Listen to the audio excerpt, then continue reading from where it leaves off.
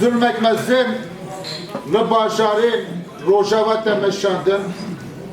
mixabin li vî welatî dijminatiya Kurda hatê pêşxistin Kurdbûn bûyê sedema kuştina me sedema qetilkirina me xort û ciwanên Kurda li Rojava ji bo hebûna xwe ji bo nasnama xwe berxa didin Kurd ne evîndarê şehadete ne Kurd dixwazin bi şeklekî xort bijîn pêşekte wî gelî dikin xortên me li mixabin ana zulmek mezin ser milletê me ser gelê me te meşandin ev gunda jî ne xerîbê wî ve meseleyê ve dozeyê bi rastî bedelek mezin didi le divê em berxa bidin li Rojava dibe, li Bakur dibe, li Başûr dibe, li Rojhilat dibe divê em yekîtiya xwe pêş bixin li nasnama xwe xwedî derkevin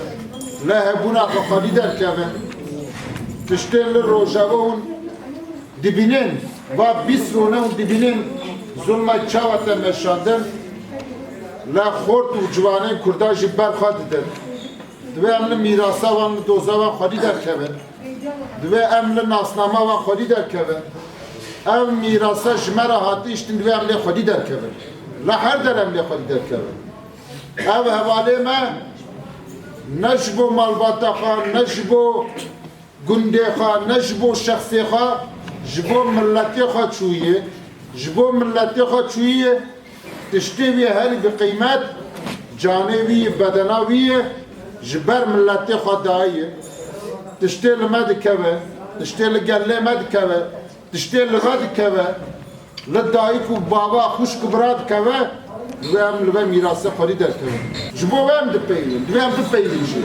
divê em rastiya xwe ji hev re bêjin li ev hevalê me ji bo hebûn û nasnama Kurda canê xwe dayî bedel dayî ji bo em dipeyvin dibe taziyê re vataya ve taziye heye mana keye ji bo em dibêjin bipeyvin bêdengî nabe